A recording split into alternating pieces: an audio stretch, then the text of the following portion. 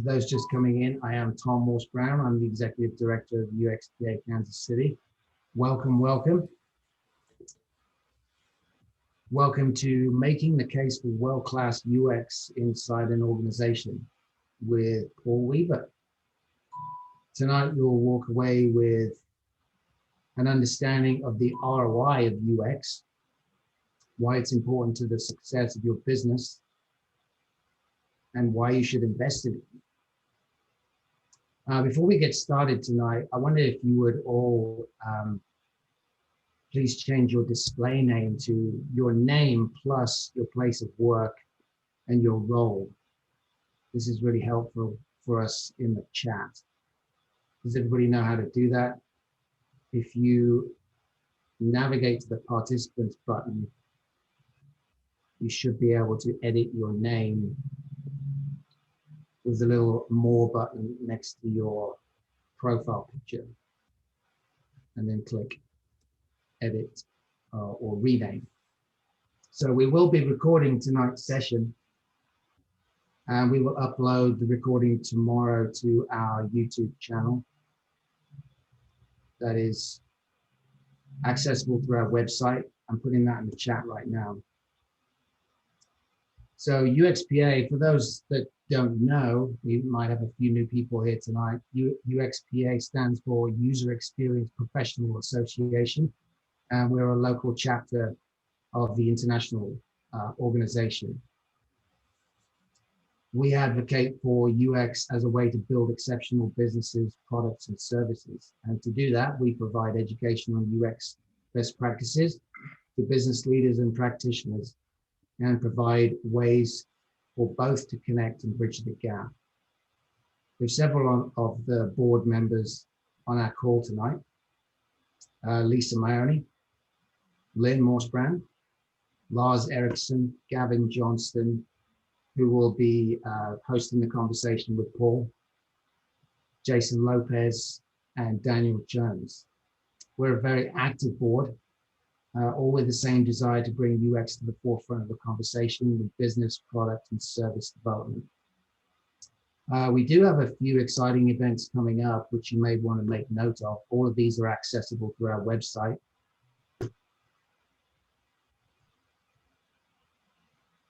And I'm going to go through them backwards, it looks like. Next week, we have a happy hour. So this is a great chance if you have questions tonight that don't get answered, or if you want to know more about UX or meet other UX practitioners or leaders adopting UX. That's next Wednesday at 4 p.m. Next Thursday, actually, we have an event with Dr. Kristen L. Guth. She is a user research manager at Reddit. That's going to be a fascinating conversation, exploring how user research has helped them build a more dynamic brand. Following that, we have part two, really, to Paul's event, and that is with Justin Eddings, business skills they don't teach you in design school. And this is about aligning UX with management needs and goals.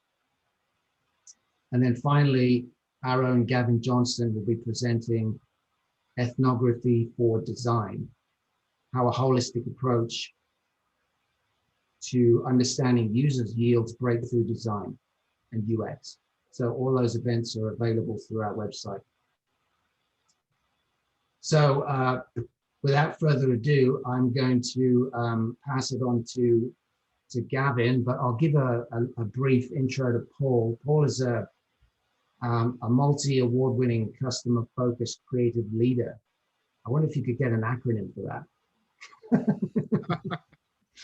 With a record of consistent success in leading the end-to-end development of innovative, best-in-class products from inception.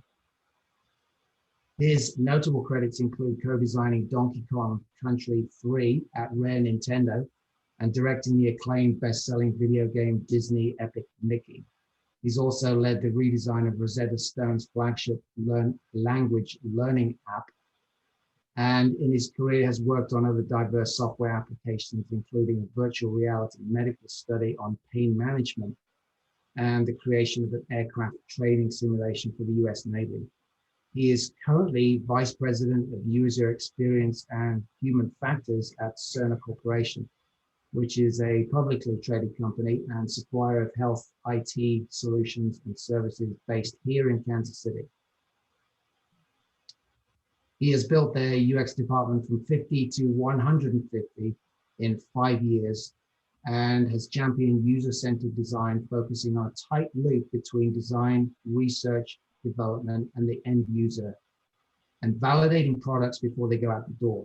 So this in itself is a revolutionary way of working for the company.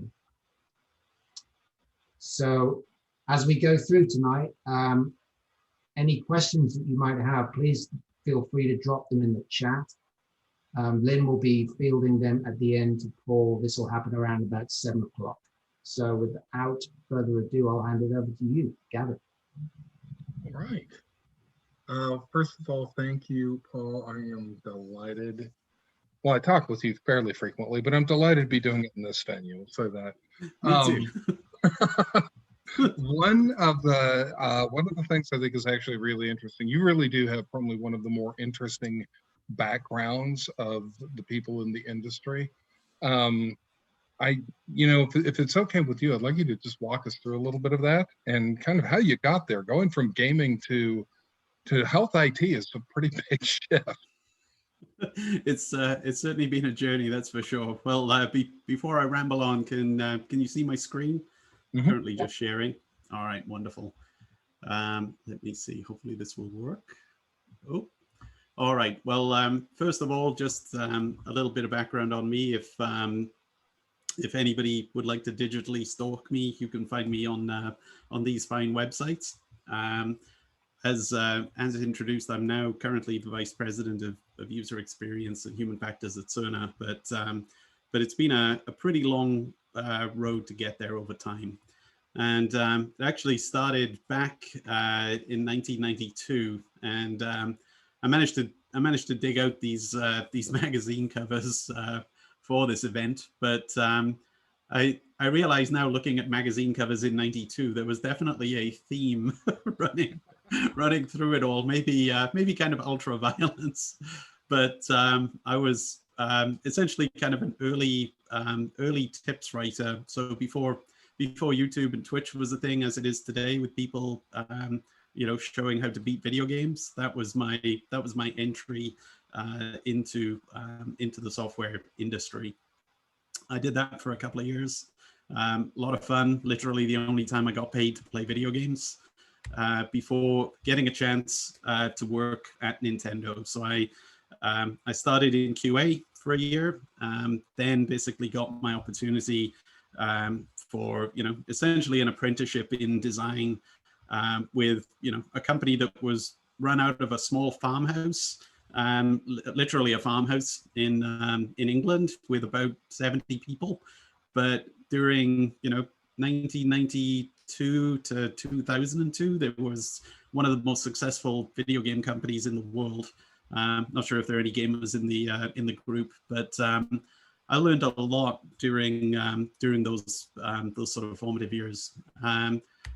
From there, I moved. I eventually moved stateside, and Tom mentioned it earlier, but I got to sort of go from video games into serious games for a little while, and that was utilizing video game tools, video game technology in serious industries. So this was a VR pain management application that we did back in 2004 for the Believe in Tomorrow Foundation, which I think was probably the seed planted that video games are fun, but somewhat frivolous. You can actually develop software that has a real meaningful impact on people's lives.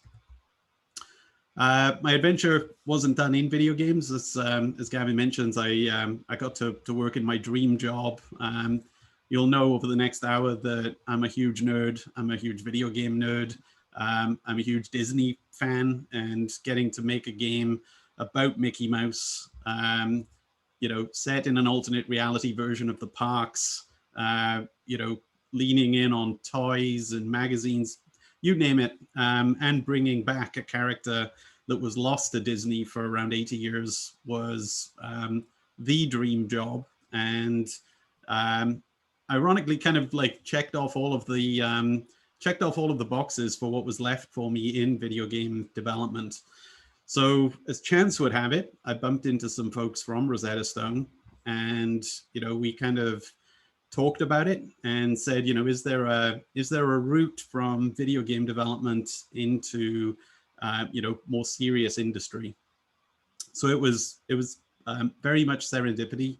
And the first thing that I did was game-based learning. So we made this product here, Rosetta Stone Kids Reading, which was an application that basically took Common Core English for 4 to 7-year-olds and converted the entire thing into a video game, which was honestly a really good feeling, because you know, kids are having fun and learning to read. So already on a good path. Became head of UX there, and from there got to actually work on, you know, my first sort of true non-game based learning mobile application, redesigning Rosetta Stone's kind of flagship title, which was, you know, originally built on Flash, very dated, very old, and you know, we basically made it far more contemporary, more modern, and you know, more delightful and easy to use. I'll talk about that a little bit more in the future. After my time at Rosetta, then I ended up getting an opportunity to work for Cerner, which is where I am today. Where you are Oh, today. sorry. Correct? Indeed. And I think, sorry, I just pressed forward on my slides. One thing of note really during my career is that back in '99, I actually switched tracks for a few years. So one of the major things that was happening during the '90s was that software development teams were going from, you know, 10 to 15 people, and everybody wore multiple hats, to suddenly, you know, we were getting up to 30-person teams and 40-person teams. And we were already in a situation where there were a lot of late nights, you know, and a fair amount of crunch. So I thought that there was an opportunity to better plan these things. So, so I jumped to Acclaim in '99, became a producer, which is essentially a project manager. In that move to the US, I moved from production to director of production to studio manager at Ion Storm, really before realizing that I'd gone kind of, you know, too far down the management track. And while things were going well, it wasn't what I loved to do. And that really sort of set that kind of swerve back towards, you know, just being more design focused in what I do. Before we move on, I've got to ask, I know this is kind of an impossible thing to answer, so of course I'm going to throw that out there, right? Oh, I've had it. But looking at, you know, when your career began, going, you know, from the farmhouse in England up through a Fortune 500 company, what would you say has been the single most striking thing that you have learned during that transition? Well, you know, you're supposed to say great question, but great question. I think that one of the most kind of striking things I would say really is that despite having worked, you know, in video game development, which is a world apart from, you know, healthcare IT, there are actually just a ton of parallels that exist. You know, all software has to be developed the same way. The skill sets might be slightly different, but you still need good project management, regardless of what methodology you're using. And I think the striking change, we'll talk about this obviously in much more depth, but the video game industry, I would argue, had the earliest example of UX designers. I can go back to the early 80s, where designers of video games really kind of started and honed their craft over decades to get where they are. And coming into some industries, some software development industries, there's still occasion today where, you know, UX and design and research are a foreign concept, and you know, it's really quite shocking and surprising to me, and you know, I think something you have to brace yourself for in joining a company like that is that they have no understanding of what you do. You know, it's kind of a fresh start and a clean slate. But the advantage of adding design and research to the mix almost invariably ends up with better products being made, whether they're video games or healthcare IT applications. Right. So come to Cerner, right? And as we mentioned, there are 50 or so people. You have grown what's a relatively small group into a much larger force with a pretty tremendous amount of influence today. With that in mind, what are some of the key challenges that you encountered when you first came into Cerner? Sure. Yeah, let me kind of skip along as we go here. So Cerner is Cerner's a very interesting company because I was approached back in 2016, and I'll confess I didn't know an awful lot about the company, and obviously I did my own research and due diligence to find out more about it. But it's pretty fascinating. I mean, this is just a very quick kind of recap of things, but it's a technology company for healthcare IT that's been around since the early 80s. From a research and development standpoint in engineering and the healthcare field, the company has over 500 patents registered over that time, which is an incredible amount of innovation that's gone on during that time period. You know, 1982, and you know, these are some of the oldest kind of marketing images, but this is software that was first deployed on, you know, green screen computers. There was no concept of a mouse at this time, no concept of really a graphical user interface outside of ASCII text. And so, you know, the company's been running in software development for, well, coming up to 40 years now, which is just insane. You know, here are some examples of, you know, early graphical user interfaces. Again, the first kind of zoom and scroll timeline of a patient record. I mean, you know, it's incredible. I mean, I have Cerner colleagues on the call here, but you know, you got to take stock of where we were, you know, 20 or 30 years ago, and thinking about the end users starting to make this shift to the electronic health record with a company that's having to learn these principles on the go. It's a company, again, you know, I mentioned innovation, but in healthcare innovation, you know, we launched a product that was ready to help with genomics. So again, a burgeoning field of healthcare needed software solutions to help support it, and Cerner's been at the forefront of that. As we get into, you know, data and analytics, Cerner has its own proprietary data system called Lights On. And as you can see just from some of the stats here, millions and millions of data points from, you know, end user activity that's going on pretty much around the clock. Got into mobile in 2011 with PowerChart Touch, which was one of the first products that actually had full design and research support on it. One of the first products to win an actual recognized industry award for design as well, which I will say is not a coincidence. Healthy registries took us into the world of patient data at scale. And as we go forwards into 2015, there are now instruments for interoperability in healthcare. So patient information and data to be shared at scale, not just internally within the walled gardens, but allowing that patient data to be shared with different companies. And this is an old screenshot of the Apple Health application. But at the Worldwide Developer Conference this week, they actually announced, further integration of Apple Health with Cerner, allowing that data on your phone to feed into that patient's personal health record. So just an incredible amount of data flow, safety, regulatory, and sharing. And, by the numbers, just very quickly, but we're at over 26,000 associates around the world today.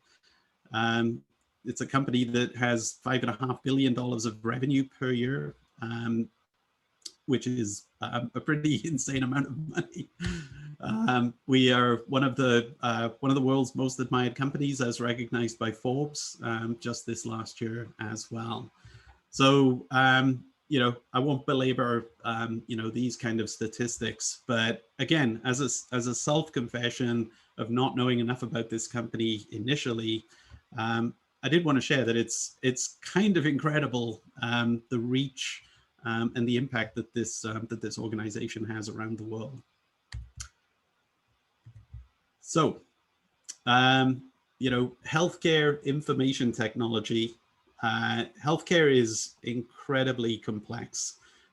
These are just sort of five bullet points, but there are a huge amount of regulatory requirements. Gavin and I work very closely on these.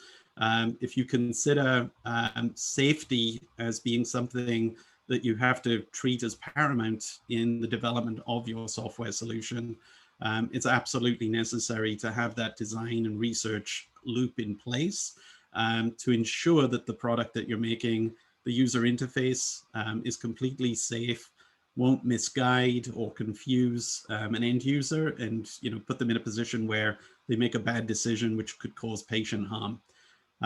This might be vying actually for striking differences between video game industry and healthcare IT. In video games, you could lose a life and restart your game from a save point. In healthcare, we don't want to be in that position with software. Reimbursement models are changing. What that means is essentially, certainly in the US system, you have to pay for healthcare utilizing insurance. With the advent of initiatives such as population health, there's more of a drive to incent people to stay healthy and follow healthier practices. And if you can bundle that and push it forwards, then that's a whole different kind of revenue stream for the future. And our products have to be able to support both of those from kind of a payment structure. They also have to be able to support different government regulatory systems. So, in case you can tell from my accent, I'm from the UK. We have a socialized medicine model back there, which doesn't follow anything of those kind of rules for payment and reimbursement. And Cerner has to adapt the software to be able to do that seamlessly as well. So huge complexity there. Care across the continuum. As I mentioned, there's care from a worldwide perspective, but there's also care from the newborn child through to the elderly and the infirm that need long-term care. Another huge amount of elements. Focus on consumer. As that data becomes more available to end users, we all want it on. We all want it on our phones, which didn't appear on the screen there. And being able to make a consumer experience that matches what people are used to is another challenge that we have to do as an organization. And then that gets us into the IT side of things. So, we're available on web, we're available on mobile. We are transitioning to cloud, and software as a service, but we're historically a company that delivered packaged software.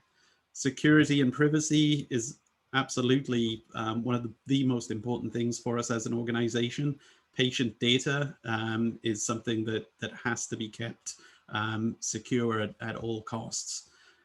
This leads to a huge amount of data and data lakes, and then device integration. So, there's the desktops that folks use, there's the mobile devices that clinicians use, but then there's also hardware, monitoring software, for instance, that's used in the hospital systems as well. So just a massive amount of scale and a massive amount of products that support this. If you go into a hospital today, there's probably Cerner software. If it's a system that uses Cerner software, there's a software product that helps everything from patient accounting to patient scheduling to monitoring the devices that are attached to a patient in a bed. Hundreds of variations of these things. So that's just kind of coming into it, and I think really I'll go into the sort of the first 3 to 6 months of my time at Cerner, and it was really a case of, okay, as I just described, that's a whole bunch of complexity that we have to deal with. A little scary, honestly. So how do we simplify this and be able to tell a story that folks can grasp? You know, there was already a design and research team at Cerner, but there were far more products than there were designers and researchers.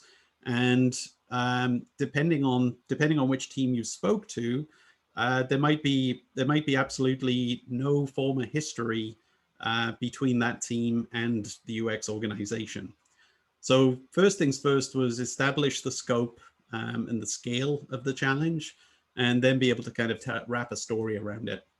So these are kind of the big 6 in terms of the types of things that end users might utilize and where they would use it in a hospital system today. But as I mentioned earlier, we have moved to mobile, so we now have multiple form factors to deal with as well. And over time, when you break it down even further, there were specialized pieces of software, software that had been acquired as part of other organizations and is still being used in concert depending on which kind of client that you go to. So just look at that for an instance, and go from left to right and understand that hospital 1 is using one combination of that, and hospital 2 is using potentially a different combination of those products. So that's one really important thing. Then I think it was really a case of just being able to illustrate to teams that that variation is a real kind of pain point for our end users. So I'm just going to bring up just one example. So this was from an older product, but this was a notification icon, which I've circled there. Now, imagine for a moment if you jump across those product lines that I just talked about, and the notification icon for each of them is a different shape, a different style, a different size, or even in a different location. And sometimes it's not there at all. So, that is too much mental overhead and burden to put on end users. And so this was a story that really kind of resonated with folks, because rather than thinking about, your own product, which is obviously, whether you're a product manager or the lead designer on something, you should absolutely think about that as your first priority. But think about how you fit inside the larger ecosystem of an organization and what impact or ripple effect might occur if you decide to do things, your own way. I think I mentioned data platforms earlier, but over time, the need for different platforms have evolved over time. So we have kind of 3 big ones, which is CareAware, Millennium, and Saurian. But those data platforms have information that is pulled by different technology stacks that have been built over time as well. So thankfully, I don't believe we have any kind of green screen products out there anymore. But you know, there are products that run on Windows. There are products that are now being developed for mobile and everything in between. So, you know, that's just one additional layer on top of additional layer on top of additional layers of complexity that the you know, certainly the UX team have had to deal with over time and build that kind of plan around.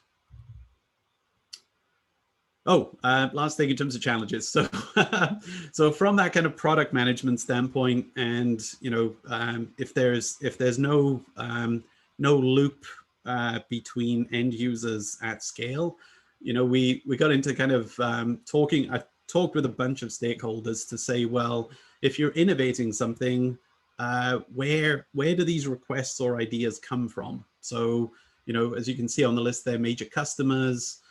Solution architects that are members of the team, board members, you know, these ideas kind of come in and then requirements are gathered. I think that's a fairly well understood and common practice.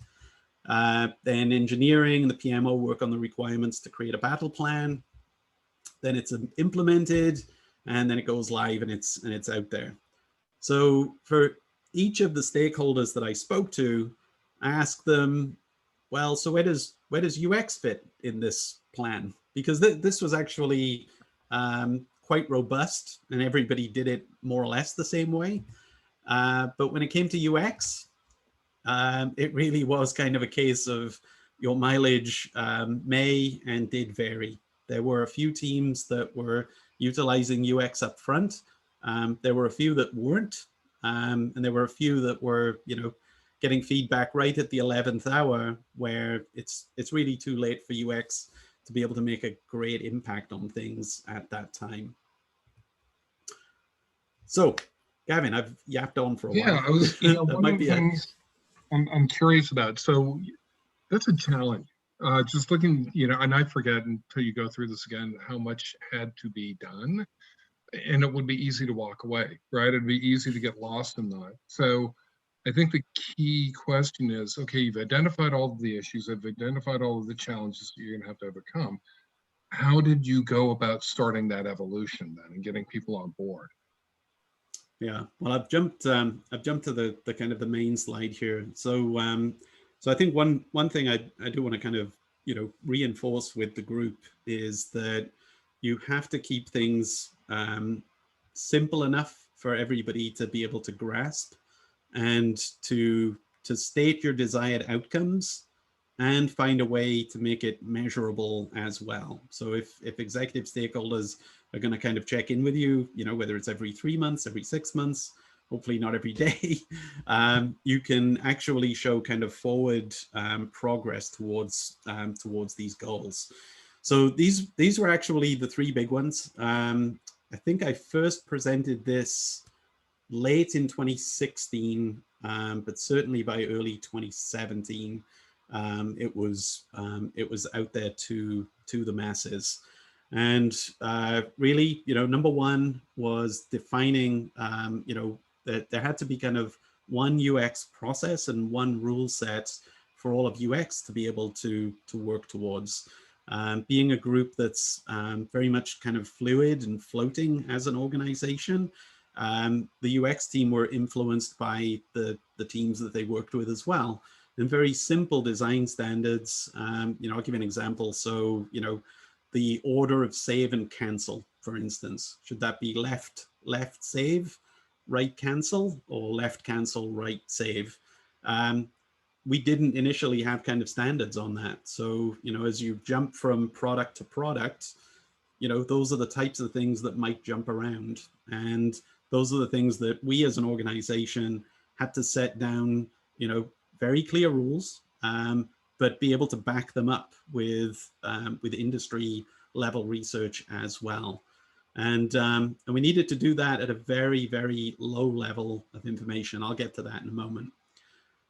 Scaling up user research was the next one. We had a very small research team back in the day, and it was important to explain that if we really wanted to get, you know, user-centered design off the ground and really pull the end user in a meaningful way. We had to scale that up quite dramatically.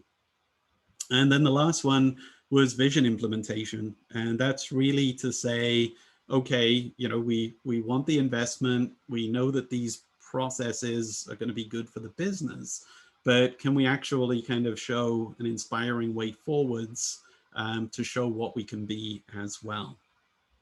And so I think just to sort of go into that, first and foremost, this is one of the earliest things that that we did was kind of set out your stall for your UX organization. What are your values? You know, what's your vision statement as a group within a large organization?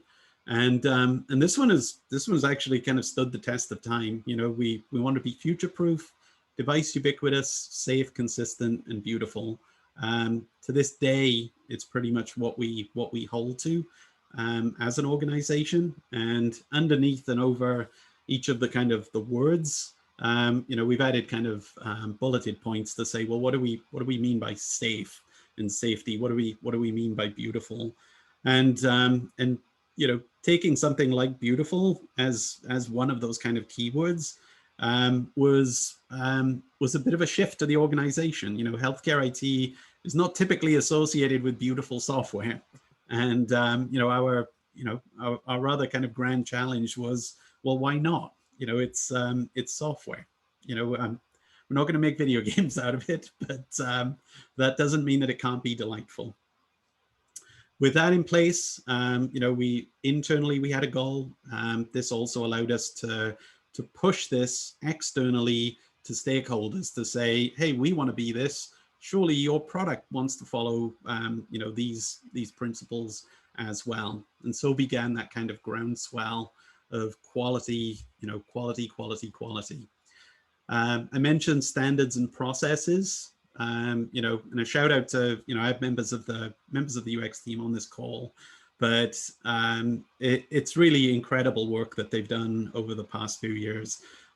Just think about exploding the user interface out into its smallest component parts and pieces, you know, fonts, colors, tables, tabs, and then going and doing the research to say, this is exactly the best implementation of such a component within an interface, as well as kind of working on the visual style, which, you know, a lot of people get hung up on. But every single one of these components was backed up by research. So we either leaned in on organizations like Nielsen Norman, Microsoft, Google, Apple. Healthcare is somewhat more complicated again.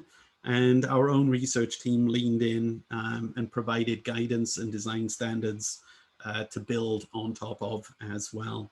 So this is a project that, you know, technically might never finish because standards are always evolving, but we were able to kind of push this just into the mindset of our engineering teams and get them to start pulling from one common tech stack that is utilizing the standards that we've laid out. This also rolled into, you know, expanding design standards out into patterns, which is again ongoing work, but best principles of, you know, I've got the components, how should an actual kind of larger user interface be constructed to take advantage of those to their best ability. And then even down into the information architecture for products as well, looking for standardization so that when I, as an end user, you know, use a drop down, for instance, there's commonality in terms of what I expect to see in there and the options that are available to me. So just a huge amount of work on that kind of standardization that, again, many of the folks on the call have either helped with or are continuing to help with over time. But very important to think of it as kind of a North Star for structure, you know, to be able to tell any development team, these are the tools you have to use. These are the standards you have to follow when creating your software. And if you do it this way, we're not, you know, we're not guaranteeing if you don't have design support, we can't guarantee that it's going to be perfect, but you're certainly going to be creating software that is much more aligned to the larger amount of software that's in development at any given time. This was kind of an agreement that we drafted. This was actually back with engineering leadership back in the day. Just kind of fall into the kind of the three boxes at the bottom. You know, we've got legacy projects, so you know we're not going to be able to kind of apply these design standards and update the user interface for an older kind of Win64 era product. But importantly, you know, we've got it called out as no Frankensteining, but we also couldn't come up with a plan which would see the user interface start to kind of break apart with more modern elements being injected into it. So we also had to come up with an evolution plan with engineering that if this software is being updated over time with new tech, it has to still remain a seamless experience regardless of the platform that it's living on. It's just one more layer of complexity with this as we proceed. But up to this point, we've managed to hold that line very well indeed. I mentioned project management from a background standpoint. This is one of the earliest project plans that we put together. Don't underestimate the absolute importance of project management in anything related to UX. Our UX organization today has many project coordinators and project managers that help keep things running on time and allow us to basically create, again, simple visualizations that show, you know, this is the plan. Here are the dates that you can check in with us to make sure that these things are happening. And of course, we can provide the visuals and the evidence at that time to know what's what. Really important, you know, from a planning standpoint, to sit your own team down and say, let's make sure that these estimates are realistic, because when you're making a promise or you're going forward with an initiative like this, you have to have high confidence that the plan you're proposing is realistic, because once it starts slipping, you know, it's not kind of agile development. It's faith slowly being eroded in the plan of attack that you've put together. And again, kudos to the team. You know, did we get all of our estimates dead on? No. Did every single member of the team step up to make sure that we still hit the dates? They did. And it was, you know, it was fantastic to see all of this kind of come to life for us. For human factors, you know, I think it's a huge note. This was one of those kind of compelling slide moments where I said, you know, we have a marketing department, we have people kind of filling in data about projects, but imagine if you used all of these other techniques that human factors and design can bring to the table to help make your product even better. This was one of the most compelling slides, and shout out to, again, the human factors team and our burgeoning strategy team for coming up with this visualization. Definitely one of the most successful for people really understanding, starting to get kind of a more of a grip as to what UX can do and the impact that it can make. And you know, I'm going to give a shout out to UserZoom. I mean, there are many organizations that allow remote user testing. This was one of the earliest kind of gains and go forwards for us as an organization, to be able to start working remotely and allow us to find end users at scale to start testing our products quickly and not have to rely on in-person studies that were all done kind of on campus. So this was a massive boost. And, you know, obviously, as we've lived in kind of the era of COVID for the last 15 months, this kind of seems less revolutionary now. But for its time, it was a really big step forwards for human factors. More on UserZoom there. This was a picture that was taken just of the earliest standards in creating a vision for what does beautiful software look like in the future of healthcare IT? It started here with post-it notes and stickies, and then we actually put kind of large-scale mood boards together. And this was one of those times where you have to lean in and ask people to trust you, because telling an engineering executive, yes, it is really important to have pictures of saucepans and video games and films to help explain what these keywords mean as it applies to software development. And as we got into this kind of notion of the healthcare IT software is personal and clear and smart and trustworthy. Well, what are things outside of healthcare that evoke those words? And that's what the mood board said about. And it provided an inspirational foundation for us all to move forwards with. Our visual designers were actually let free. It was really kind of, hey, you're really talented. Go have some fun and come up with like a vision of what a future, electronic health record might look like. And the team did, just wonderful work. Dozens of kind of inspirational concept pieces based around medical software. And, it wasn't designed by committee.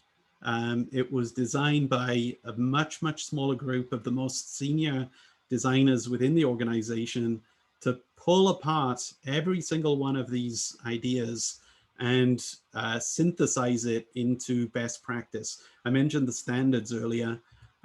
This became kind of our North Star. This is one Cerner style. And it was really kind of the collection that if we take the fonts and the colors and tables and calendars, like when you put all of that together now, what could it look like? And this is one of the earliest images that became our visual North Star for the organization to go to run towards. And I hope for the folks on the call, it's pretty beautiful. Certainly in the world of healthcare IT, and was very surprising and very delightful for folks that got to see it. And this provided more impetus and more investment and more trust in our organization to grow. Last but not least, this is again back in 2016, but we had an organization called the SBU, or Strategic Business Units. Today it would be product management and IP, and there was a gap between requirements coming in and development creating those things. And so I said, at a strategic level, UX can help with this, and at the execution level, we can help with this as well. So let's actually kind of take again our most senior people and create kind of a strategic initiative so that we can go from that earlier model of requests being received and requirements gathered as they ever are, but then insert UX. We can create a vision, we can define the vision, we can redesign as necessary, we can lean in on lights on network, which I mentioned earlier, but we can also test and validate that work with end users at the design stage before it gets to planning, and certainly before it gets to implementation, which is where it gets, really expensive. So this was, again, part of that kind of big proposal. Certainly design elements that people are used to in terms of things like the vision, but also, saying UX can do so much more at a structural level within your organization as well.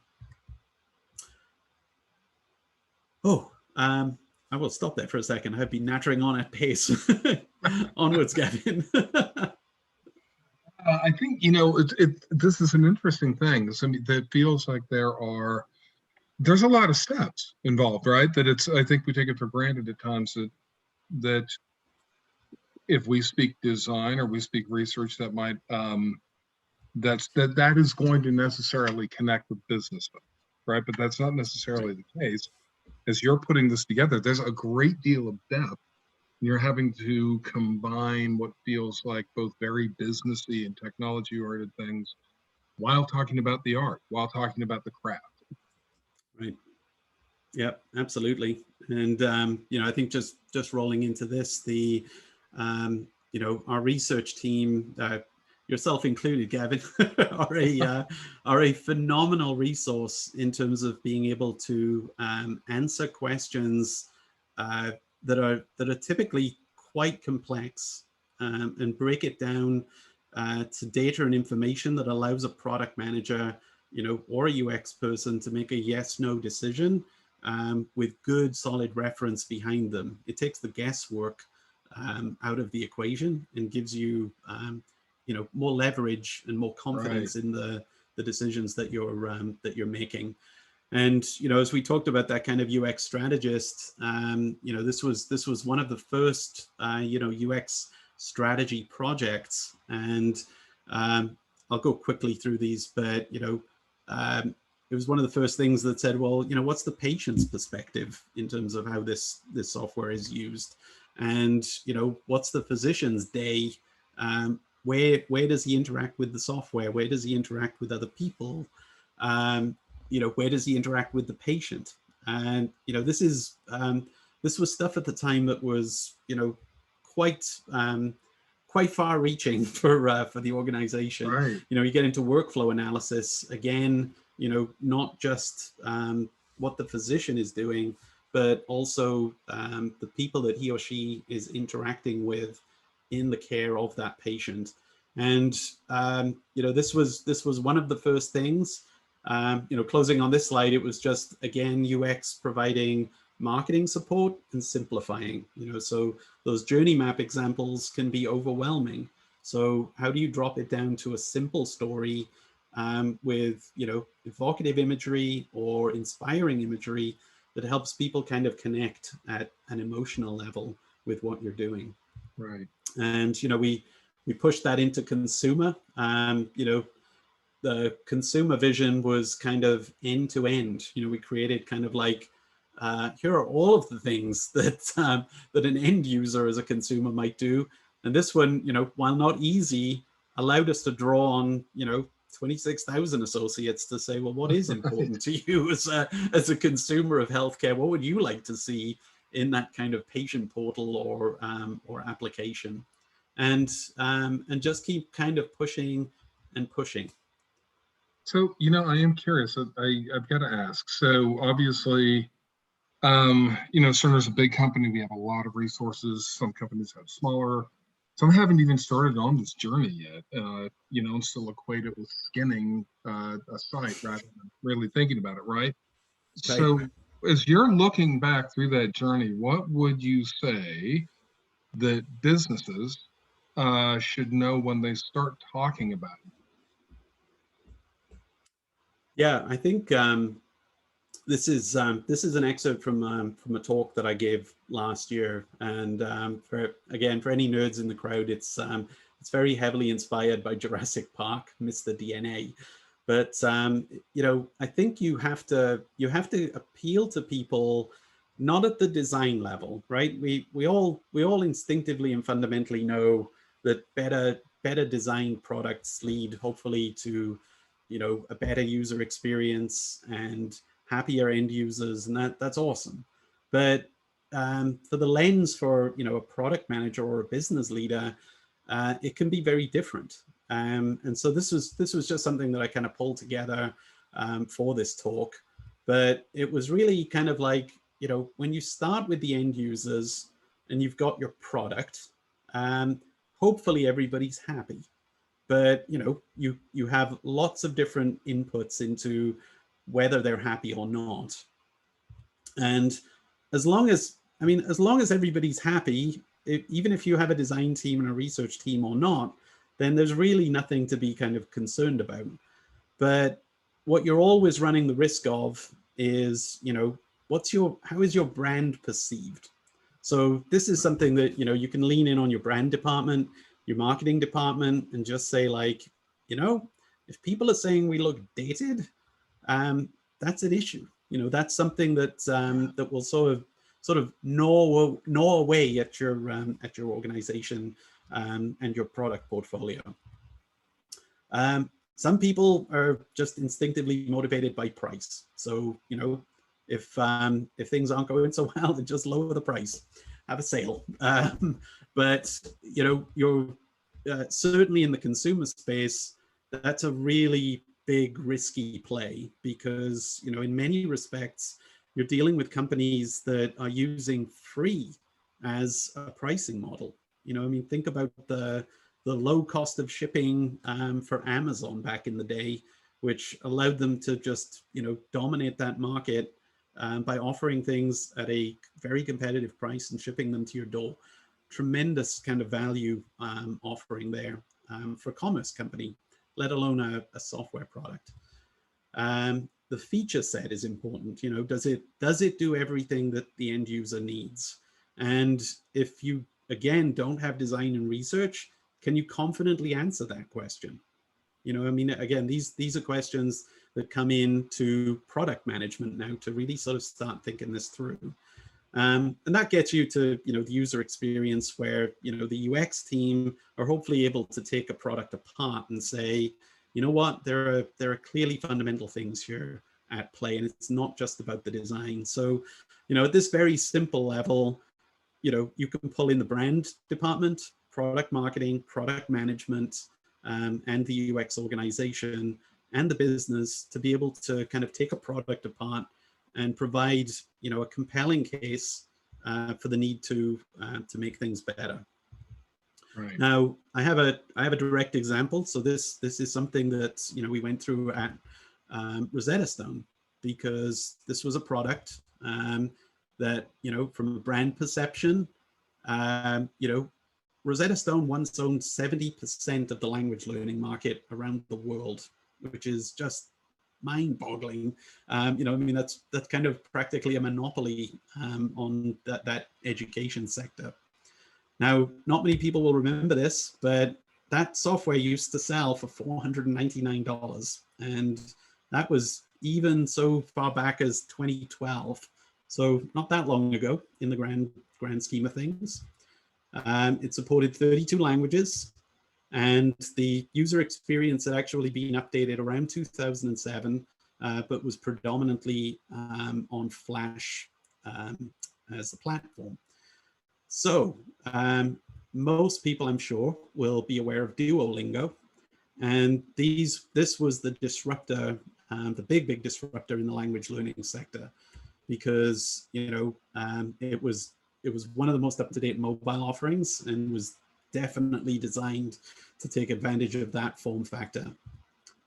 It had 36 languages and game-based learning, which is very different in terms of that overall kind of feel of learning. It has grown to this day. I think this number is probably higher at this point, but over 300 million users. And, you know, here's the kicker, as I mentioned, it was completely free. And so, you know, Rosetta Stone as an organization, you know, we had a dated looking, very expensive product, which is where UX was able to kind of come in and make that kind of compelling case to improve. So these are a couple of screens from what the application used to look like. So you can see that kind of older user interface there, but for the designers in the crowd, if you look just below the learn languages in the top left, you can see levels. So that 1 to 20, that was actually interactive on an iPhone 5. So very small target points. And then your lesson plan was actually that collection of diamonds and squares and icons. And it led to a lot of kind of confusion for end users. Furthermore, when you kind of came into when you downloaded the application, you were presented with a static screen and just asked to either create an account or sign in, which, you know, saw a lot of people dropping off immediately. So the ask was to kind of make it better. This was kind of the original design, which was essentially, you know, can we reposition language learning? We can't compete with Duolingo. Like, we're not going to make a game out of this product, but can we make it more aspirational? Can we make it a lifestyle product? So you can see from that launch screen, we had, we actually went for Spotify as a target, and just had, cool video running in the background with meaning and inspiration behind it. And then completely tidied up the user interface, made it much more cleaner, easy to navigate. We added onboarding as well to the mix. And the impact is pretty dramatic. So you can see here, we launched the product there in mid 2016.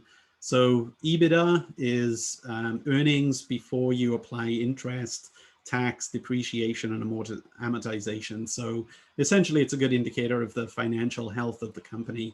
And so you can see from 2014 to 2016, we were operating mostly negatively. From when that application launched in mid 2016, you can see that things changed quite dramatically, not quite overnight, but certainly within a couple of months. Taking the application to, I think today it's still, 5-star reviewed, hundreds of thousands of positive reviews about it, and a reversal of fortune in terms of where the company is heading from a true bottom line standpoint. So Paul, let me ask you, and I know we're running a little long, so I know folks are getting their questions ready, but I've got to ask, because I think this is a great demonstration of what is essentially, in many ways, the crux of UX, right? And getting buy-in. What would you say about getting businesses to invest in good UX and the talent that actually helps bring all of that to life? What is it that needs to happen in order for that investment to take place? Sure. Yeah, it's let me skim forward here. So first and foremost, evangelize, and then keep evangelizing. So I think it's always great if you can learn something when if you move companies, change careers. It's always wonderful if you can learn a new skill. I promise you, and a lot of people still won't believe me, but before coming to Cerner, my public speaking skills were just awful. And I was just the most uncomfortable, complete lack of confidence speaker in any kind of public setting, be it online or certainly on the stage, as you can see there. But for the organization, I saw that, discomfort or not, this was going to have to be something that I was going to have to learn and, really get used to. And, I've literally gone around the world, a few times now, just evangelizing about many aspects and principles of design, emotional design, maximum value products, the ROI of usability, but also all of the impacts, big and small, that the team make, monthly, quarterly. There's always an interested party that doesn't know about these things. And, you've got to be willing to kind of start from scratch if necessary to really kind of educate them quickly about, the value of what the organization brings. And, going further into that kind of ROI of usability talk, again, lean in on the data. This is again, information I've shared broadly internally, but its origins are McKinsey, that, they did the study across 5 years, 300 publicly listed companies, to show that if you actually have kind of top quartile, UX support on your products, there is a direct correlation between revenue growth for those organizations that have made that investment in UX. I mean, my advice, it's worth what you make of it. But this isn't from me. This is from McKinsey. But it is a very compelling kind of starting point for any conversation with the businesses that you work from, to say, look, there's clear evidence that there's correlation here. Now, the devil is in the details, because adding designers and researchers doesn't automatically mean that money is going to get there. But if you invest in it properly, then across the industries, there's almost always positive return. And, you know, can you look at your own company and look at your own setup and say, where are we on this journey? Again, kudos to the human factors team, but, you know, there are 4 separate studies on the evolution of UX within software development teams. And, you know, where we are in green is an honest portrayal of where we are today. So there's still room to improve. There's still room for us to grow as an organization. But Nielsen Norman says this is, you know, it's a 20-year journey to get to stage 6. Cerner managed it in 12. And we are, you know, we're on fire in terms of making that journey. It's a big note, you know, depending on the size of the organization, it may not necessarily be as nimble or as fast as you would want it to be, but as long as you kind of stay the course, that growth will come, and that support will happen. You can lean in again on, you know, data points. These are a couple from personal experience as well as Nielsen Norman. The impetus behind how many designers should you have for how many engineers are on a team? You know, can you create kind of rule of thumb for people to be able to kind of grasp it? Can you show that the potential is there in terms of increased productivity, performance, conversion? These are all things that, you know, UX should be accountable for, and should get a kind of a crack at making things better for products. And this slide is just kind of, you know, again, sort of a switch over back to project management for a moment, but cost. So, you know, well, maybe I don't want to invest in UX because I already have an expensive team. This might be a bridge too far. So this is a very simple visualization. Well, I hope it's simple, but you know, I factored in, you know, let's just say a 50-person team for a year. It's gonna cost you $6 million at 10,000 per month in terms of cost. And the completion of the requirements assumes you get to MVP at milestone 6, and then you're iterating for another 6 months. So we're 6 million in the hole, but we have no actual tangible proof whether the product is usable, effective, or efficient. It's just not there. So that's the, you know, that's the flat line. But, you know, a moderate investment. So, you know, in this instance, you know, more upfront time for the designer and the researcher. But if they're working with development throughout, then there's the potential for that crossover event to happen much earlier, where product management can say, well, you know, we're actually kind of ahead of the curve here. The product is usable, it's effective. We don't need to continue down this path of the features that we were working on. We can pivot now confidently and do something else instead. Right. And that leads to, you know, the Venn diagram, if you will, which I've leaned in on heavily in conversations that I've had, which is, you know, product management is the voice of the business, you know, and the real kind of business voice of the consumer. And if you can get this kind of dynamic of UX and technology in the business, being able to impart their knowledge, impart that information, it gives the product manager way more tools and way more data to be able to make great decisions, and also obviously to accelerate development as well. This is, you know, a form or a methodology of product management. It is worth listing all of the things that design and research can do at every single stage of a product, from inception and ideation all the way through to it going live and following up. So again, more value in terms of, you know, a lot of folks are just going to think that, you know, we create wireframes and then that's it, job done. And, you know, there's so much more to it.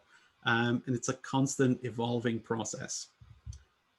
So much so that, you know, at Cerner, we created this kind of metal ranking structure. So, you know, if I have a designer and a little bit of research time and a shared design lead, of those tasks, what can we confidently support?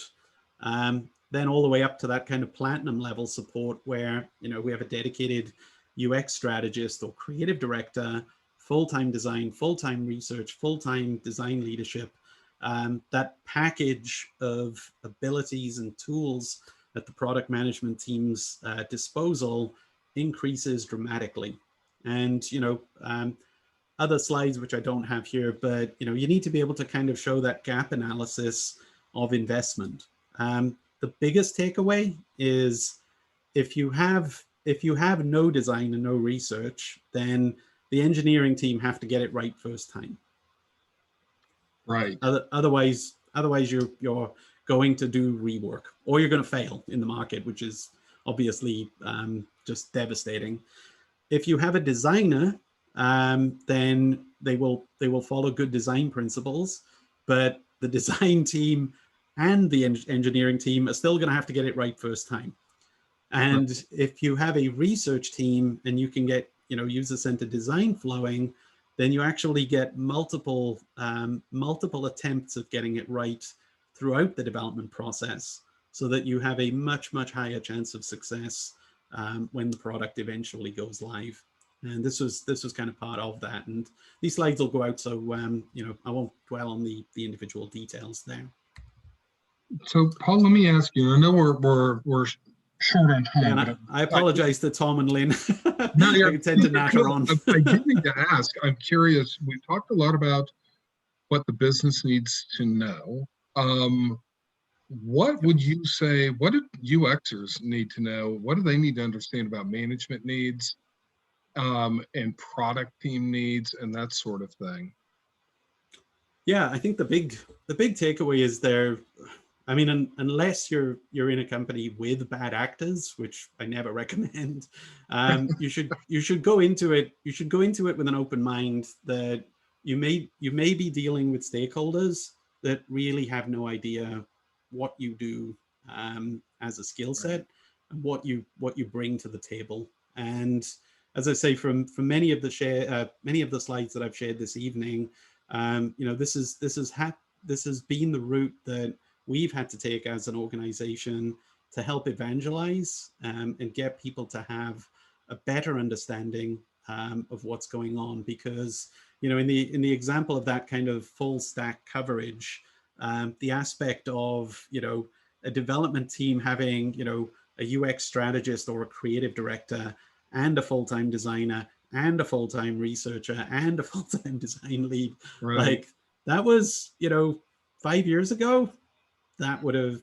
that was just, sort of mission impossible, because we were at the sort of the starting gate. And we convinced teams to make the investment and, take that journey with us. And that in turn creates another virtuous cycle for us to build on. And, this is my last sort of section of slides here, but, this is one of our products. It's live today, called CareAware Connect Messenger. Hopefully, as you can see from the imagery, if you can relate back to that OCS One Cerner style vision, which was all the way back in 2017, this is the live product today that's out there with our end users. So we held the line. We did not move our course, because we backed it up with the research every step of the way. And when we redesigned this application from the ground up with the development team, we were able to tell a step-by-step process and story as we went as well, to say, these are the objectives that we're going to measure, and these are how we're going to measure them. And so being able to sit down with executives with, a research plan and the action thereof really kind of solidified things for us as an organization. This was one of the catalysts for us as an organization, because as you can see, in terms of kind of the happy path, the old version of this application and the new, there were only 2 clicks in terms of difference between the two. But when it came to actual end users utilizing the application, suddenly a dramatic difference in terms of the number of clicks comes into play. So the better designed product is clearly more efficient than the old. and average time therefore dropped. So just by redesigning the application, we knocked a minute off the completion of tasks for end users using a messaging app. Now, 1 minute may not sound much in the grand scheme of things, but consider a nurse or a doctor using this application throughout the day, and every time they're completing these tasks, a minute of time is being gained back. That's pretty dramatic and very compelling. In terms of actually completing the tasks, we were able to measure this as well. So 94 versus 79 is 79 is not bad, but I'll take 94. The error rate, this was kind of funny, but the error rate is skewed here because the version that we tested actually had a bug in it. And just as a very positive byproduct of the study, we were able to identify that bug and allow the team to make a hot fix to allow those tasks to be completed. But the redesigned version nonetheless had a much decreased error rate overall. And in terms of the single ease question, much easier. In terms of our system usability scale, honestly, the highest SUS score I've ever been associated with. So again, amazing kudos to the designer behind this product and the human factors team that worked with him on it. He's a real star. And I think the last thing, just in closing on this, is that empathy is a key skill of all designers and researchers. So lean in on the storytelling and appeal to people at an emotional level. Our end users are doctors, and as you can see from this just very quick breakdown, to become a doctor takes 11 to 15 years to become a doctor. Then you're working 60-hour weeks, probably minimum.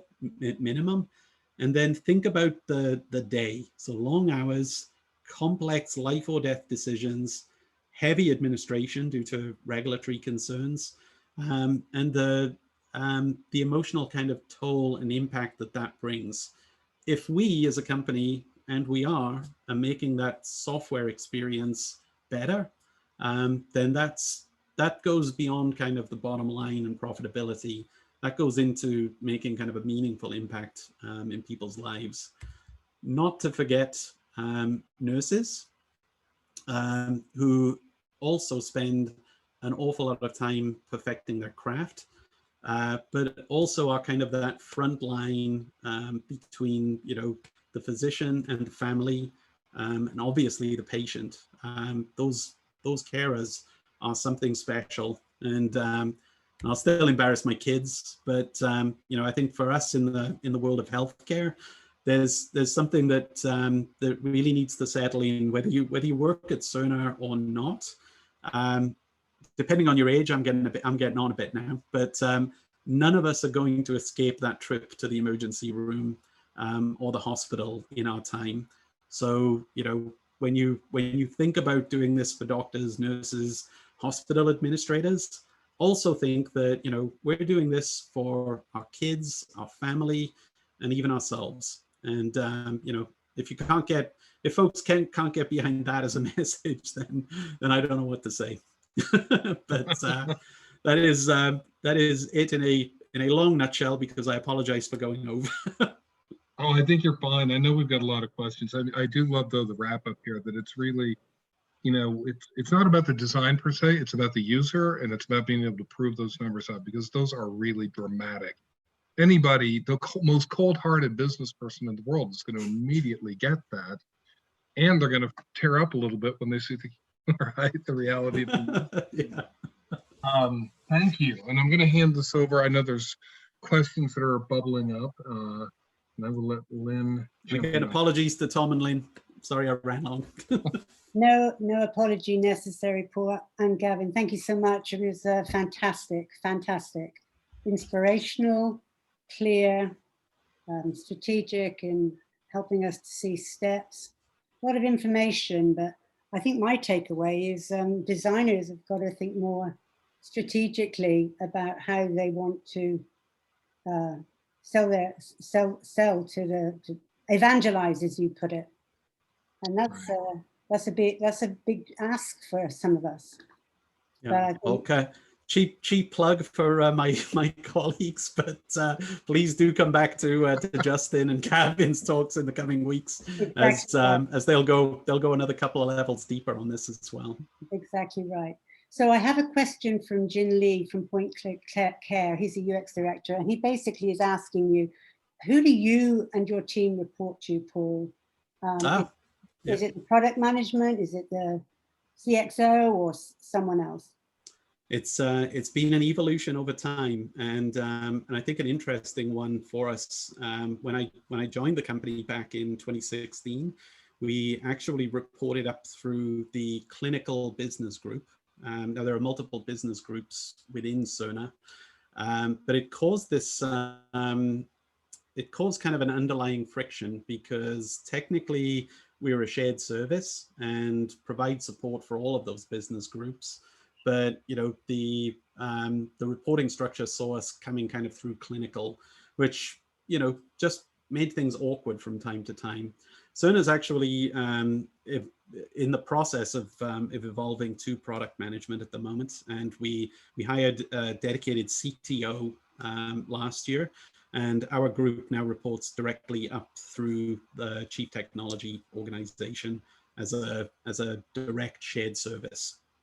For the product organization. Thank you. So I think what would be good is if we'll open this up, and if people would like to raise their hand by going down to the reaction section, and just you can click on the raise a hand, and we can tee you up to have questions with Paul. But there is a question in from UXPA, Kansas City, and I'm wondering if that was you, Tom. Was that your question? Yeah, that was my question. Yeah. So did you want to add to that now, or? Oh, sure. Yeah. Paul, I know you mentioned standards was a factor that the executive team at Cerner really understood. We were kind of bringing the idea of UX to them. Were there other really key simple factors that they understood that you were able to?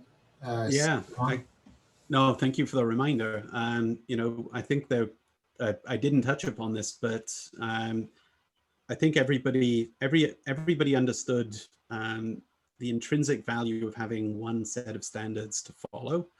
But even with that, we actually put kind of a project management and product management mindset around it. So that is to say, this user interface has a button that's being coded and it's being used, and it has its own visual style. Now, every time a team wants to build their own user interface, that's coding time and QA time that's being spent really duplicating effort across the organization. And then when you multiply that by the number of user interfaces or products, suddenly you can actually wrap a really compelling cost argument around it. And I should have mentioned this earlier, but that's been a big factor in that kind of getting people behind an idea across multiple factors. So design quality being one, but massive efficiency in terms of development and development cost as well. It would seem like it's kind of hard to translate that into numbers.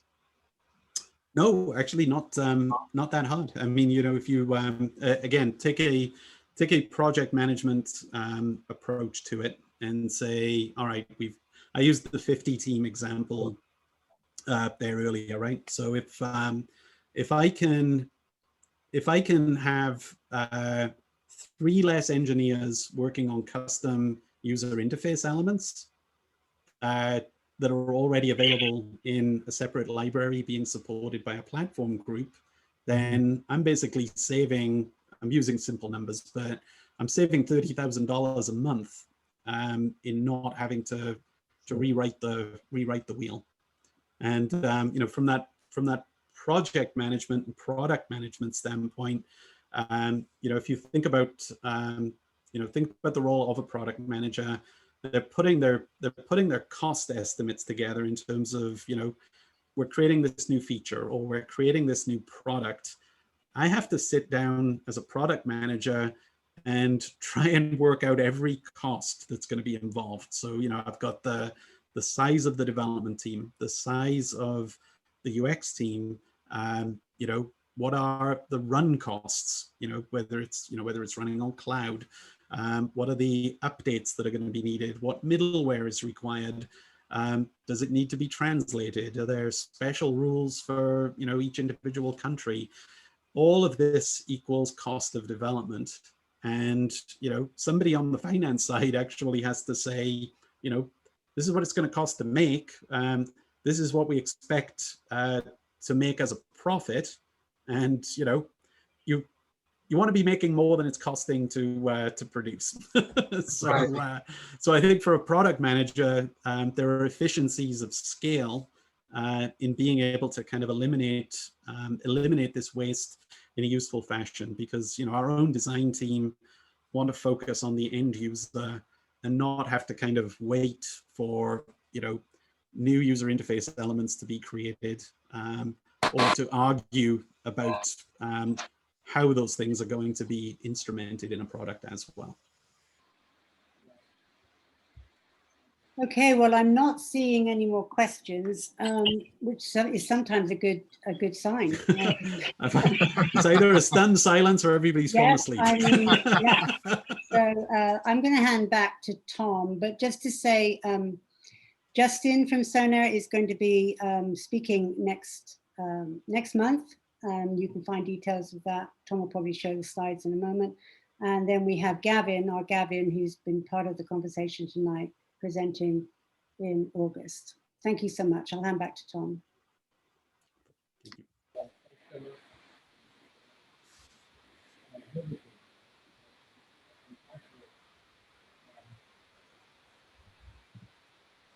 And I'm not seeing Tom. Are you there, Tom? Oh, you've lost sound. That's a very, going back to the early days in video games, it's kind of Right. That's a bug. Okay. So oh, there he is. There we go. Slight technical glitch. Okay, so can you see that event screen right there? Or? Yep. Okay, cool. So yeah, I don't know if you got that, but thank you so much, Paul. That was fantastic. Mm-hmm. You're all very welcome. Thanks for the time. Yeah, and I think it's your slides have so much good information in them. I'm definitely going to be rewatching that and replaying it. So we will put that the presentation up on our YouTube channel tomorrow probably. So look out for that, and we will send an email around with a link to that, so you won't have to look too far. But yes, next month, July, we have Justin, and then in August we have Gavin. So the next two events really are part and parcel of Paul's talk. They're extensions of it. So highly recommend their two events. And then next week we have Reddit with Christine Guth. So that's going to be interesting as well. So thanks again to Paul and Gavin for hosting the fireside chat, even though we didn't have a fire, but it was pretty warm and toasty. So thank you all, and see you soon, I'm sure. Wonderful. Thank you all again. Appreciate it. Thank you so much, Paul. Thanks for sharing.